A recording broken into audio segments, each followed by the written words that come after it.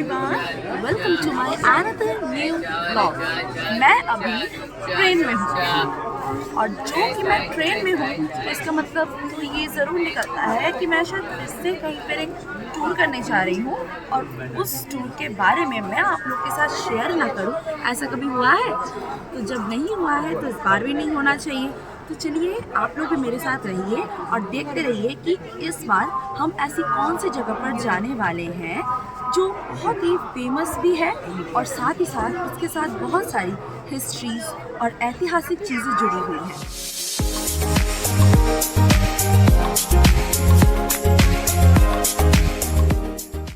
खाते पीते मुस्कुराते हम चल दिए हैं हमारे डेस्टिनेशन की ओर, जो कि है बोलपुर शांति निकेतन, जो जगह बेहद ही फेमस है हमारे विश्व कवि रविंद्रनाथ टैगोर की वजह से, क्योंकि उन्होंने वहां पर विश्व भारती यूनिवर्सिटी का स्थापना किया था। जैसे जैसे हम डेस्टिनेशन की ओर बढ़ रहे थे वैसे वैसे हमें बंगाली फोक सॉन्ग यानी बाउल गीति के सुर भी सुनाई दे रहे थे।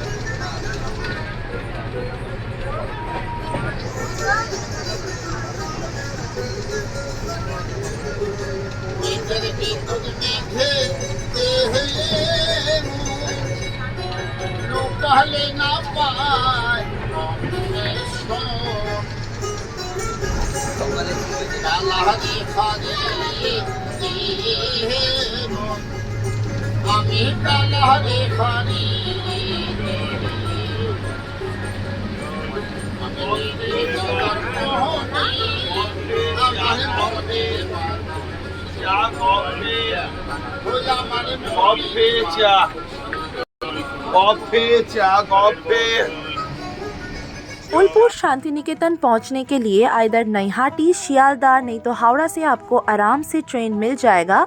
मैक्सिमम ट्रैवल ड्यूरेशन आपका 2.5 to 3 आवर्स का रहता है। मैं यहां पर शांति निकेतन एक्सप्रेस में ट्रैवल कर रही हूं, जिसमें 95 रुपीज़ पर हेड मुझसे चार्ज किया गया था, जो कि 2S का था। आप चाहते हैं तो आपको स्लीपर, 2 टेरेसी, 3 टेरेसी या तो फर्स्ट क्लास AC भी आराम से आपको अवेलेबल हो सकता है। यहाँ तक कि वंदे भारत ट्रेन भी आपको हावड़ा से शांति निकेतन तक मिल जाएगा। यहाँ आने के लिए आपका ट्रेन टिकट पहले से बुक करवाना ज़्यादा बेटर ऑप्शन है, क्योंकि टूरिस्ट प्लेस है तो रश भी बहुत ज़्यादा रहता है।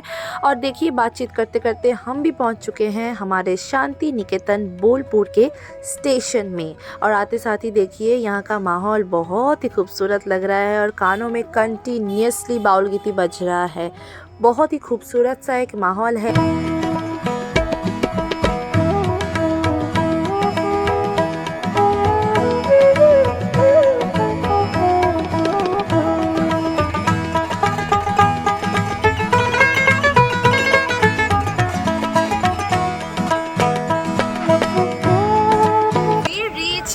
बोलपुर शांति निकेतन और आ गए हैं। तो अभी हम निकल रहे हैं स्टेशन से। जस्ट अभी हम हमारे लॉज की तरफ जा रहे हैं, गेस्ट हाउस की तरफ जा रहे हैं। बेसिकली स्टेशन के यहाँ से आपको बहुत सारे टोटो मिल जाएंगे आराम से। आप जहाँ भी जाना चाहते हैं, जो भी डेस्टिनेशन है, बस उनको क्लियरली बताना है और सही तरीके से आपको टोटो मिल जाएगा रिजनेबल प्राइस में।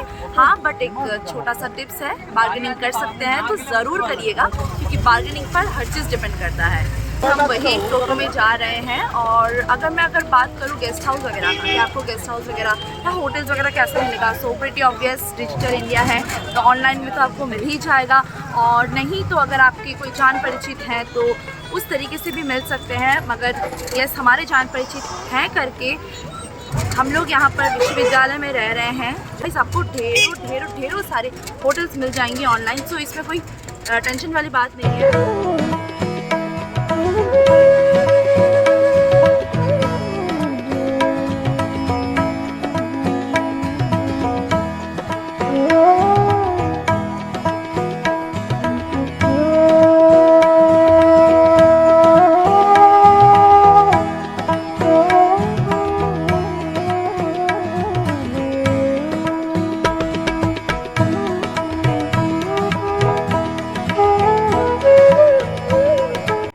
मिनटों में ही हम पहुंच गए हमारे गेस्ट हाउस में, यानी कि पूर्वोपल्ली गेस्ट हाउस। और इस गेस्ट हाउस में ही हम अभी अगले 2 दिन तक रुकने वाले हैं। यहाँ का हर चीज़ ऐतिहासिक है, तो यहाँ का गेस्ट हाउस में भी वो ऐतिहासिकपन तो दिखेगा ही। और इसी बीच मैंने सोचा क्यों ना मैं आपको मेरे रूम का भी एक छोटा सा टूर दे दूँ। तो ये है हमारा रूम। एज हम फैमिली गए थे तो हमने बुक किया था 4 बेड का एक रूम। यहाँ पे आपको ऑप्शन दिया जाता है, इधर आप 2 रूम 2 बेड का ले सकते हैं, या तो फिर पर रूम 4 बेड का भी आप ले सकते हैं। तो एज हम फैमिली थे तो हमने इसी चीज़ को प्रेफर किया। रूम भी काफ़ी नीट एंड क्लीन एंड बड़ा है, और साथ ही साथ बाथरूम क्वालिटी भी बहुत अच्छा है। हम दोपहर को जाके पहुंचते तो सबसे पहले हमने अपना लंच फिनिश किया, और ये है बंगाली वेज थाली। शांति निकेतन में आते हैं तो ज़रूर बंगाली फूड ही ट्राई करिएगा, क्योंकि घर जैसा खाना देते हैं यहाँ पर। फर्स्ट हम आ गए हैं 3 पहाड़ की ओर, और इस जगह का नामकरण स्वयं रविंद्रनाथ टैगोर जी ने किया था एज 3 पहाड़, क्योंकि आप देखिए यहाँ पर 3 स्टेप है, जिसके चलते रविंद्रनाथ टैगोर जी ने इस जगह का नाम, इस बैनियन ट्री का नाम 3 पहाड़ रखा था। एंड नाउ अभी हम आगे बढ़ रहे हैं हमारे सबसे फेमस जगह की ओर, जो कि शांति निकेतन में बहुत फेमस है, एंड दैट इज सोनाझुरी हाट। इस हाट की ओर जाने के लिए ही स्पेसिफिकली बहुत सारे लोग बहुत दूर दूर से आते हैं, और देखिए ज़रा भीड़ को, देखिए किस लेवल का भीड़ है इस हाट की ओर जाने के लिए। सोनाझुरी हाट जो है वो आपको सिर्फ सैटरडे संडे मिलेगा होल ईयर। अगर आप सीजन टाइम पर जाते हैं, इन दैट केस आपको एवरीडे मिल जाएगा, जो कि है आपका नवंबर, दिसंबर, जनवरी, फरवरी। बट हमने रिस्क नहीं लिया था और हम सैटरडे संडे को ही गए थे।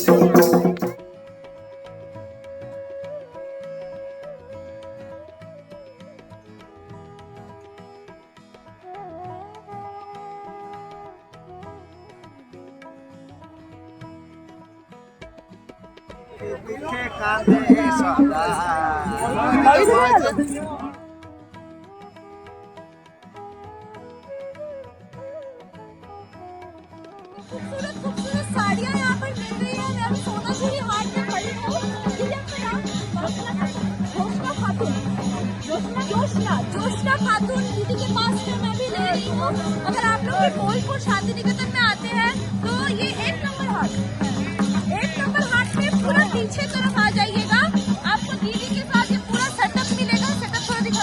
हाँ, ये पूरा सेटअप है। यहाँ पे हर प्रकार का आएंगे तो ये वाली साड़ी जरूर लीजिएगा, क्योंकि ये सोनाझुरी हाट की स्पेशलिटी है। तो ये जरूर लीजिए। दुकान में शॉल मिलता है, तो ये शॉल की दुकान में मैं भी खड़ी हूँ। आपने अभी भी देखा कि मैं साड़ी कौन सा ले रही थी, तो वैसा ही शॉल है।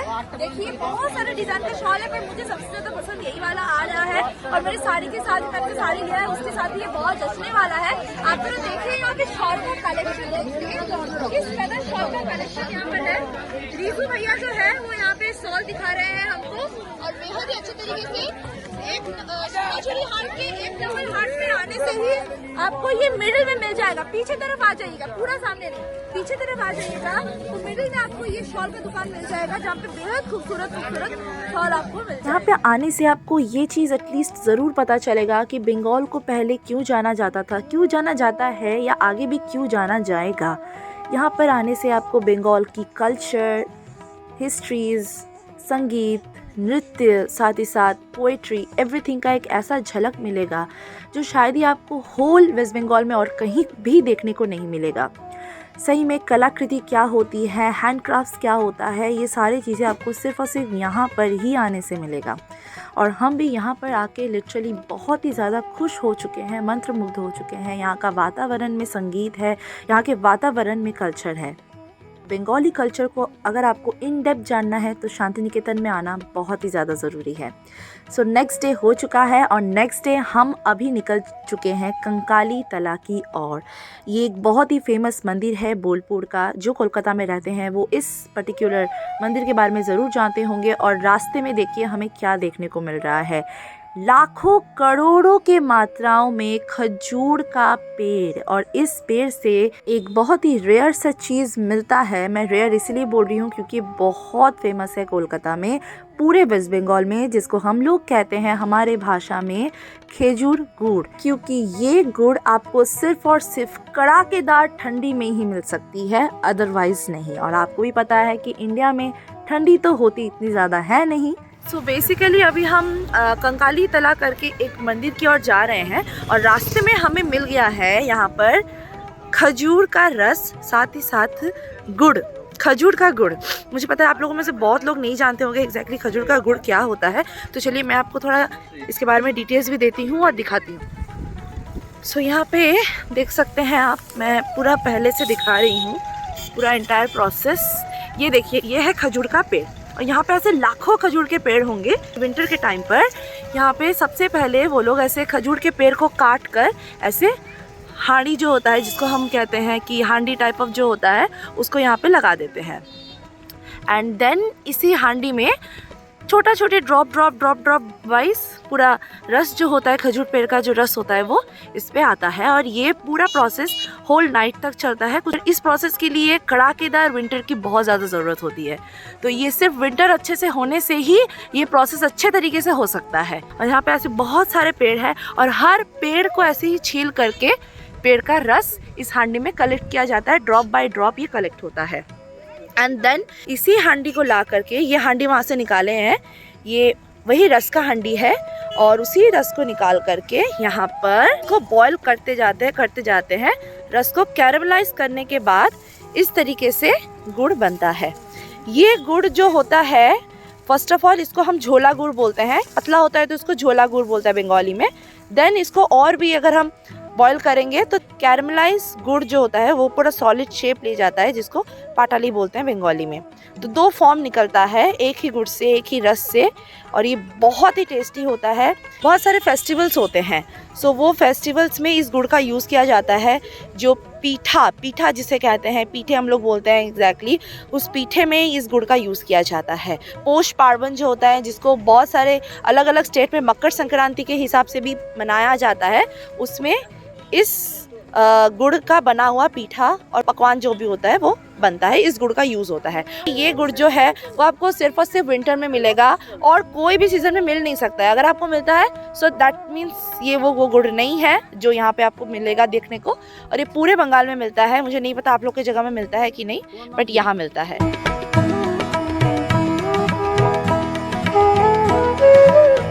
यहाँ पे भैया अपना काम चालू कर रहे हैं, और उतने में हमें बुलावा आया कि रस आ चुका है, तो मैं भी सोची आपको थोड़ा पाटाली भी दिखा दिया जाए। तो ये देखिए, ये है पाटाली, द सॉलिड फॉर्म ऑफ गुड़, और ये देखिए रस आ चुका है। और आते साथ ही हमें पूरा छान के रस एक ग्लास में दिया गया, जो कि एक ग्लास 10 रुपये करके हमसे लिया गया है।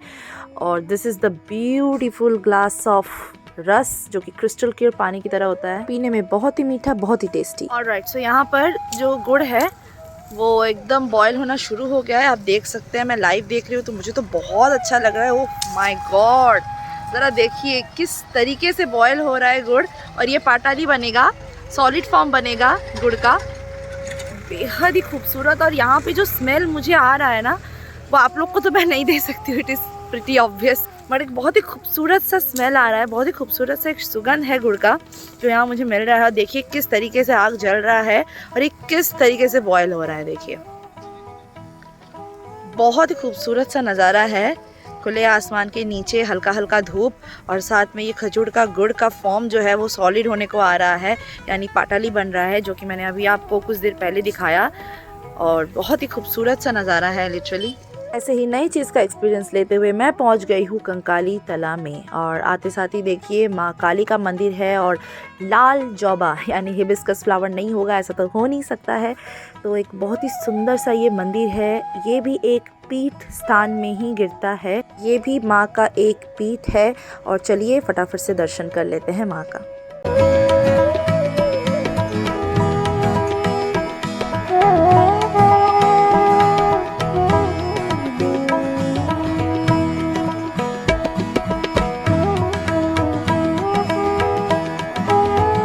After this wonderful Darshan next हम जाने वाले थे कोपाई रिवर की ओर, मगर उससे पहले हमें लग गई थी भूख और हम आ गए थे हल्का फुल्का ब्रेकफास्ट करने के लिए। ये दुकान कंकाली तला के बिल्कुल फ्रंट में ही था, जहाँ पे बन रही थी गर्मा गर्म जलेबी। मगर हमने लिया था मूढ़ी और घुगनी, जो कि एक डेडली कॉम्बिनेशन है और शांति निकेतन में आने से आपको ये कॉम्बिनेशन ट्राई करना चाहिए। और हम आ गए हैं कोपाई नदी में, जो कि एक बहुत खूबसूरत रिवर है। बरसात के टाइम में तो ये बहुत भरा भरा रहता है, एज विंटर का समय है तो थोड़ा खालीपन तो रहेगा। उसी के बाद हमने रास्ते पे आते हुए देखा कि बहुत सारे समाधियाँ भी थे। और इसी के साथ पार्ट 1 मैं यहीं पर ख़त्म करना चाहती हूँ। एज वीडियो का ड्यूरेशन बहुत ज़्यादा बढ़ रहा है, तो नेक्स्ट पार्ट में हम मिलते हैं। आगे भी बहुत कुछ देखने के लिए बाकी है। Stay tuned with me guys and bye, love you everyone.